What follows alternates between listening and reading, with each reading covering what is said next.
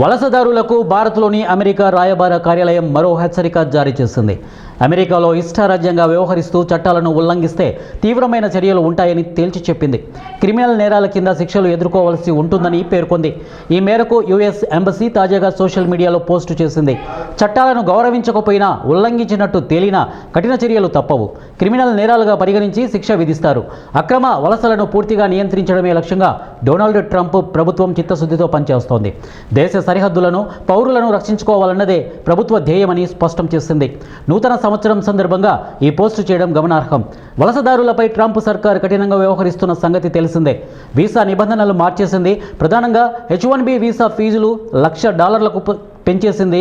మరోవైపు H-1B visa ఇంటర్వ్యూలను హఠాత్తుగా వాయిదా వేయడంతో వేలాది మంది భారతీయ వృత్తి నిపుణులు స్వదేశానికే పరిమితమయ్యారు.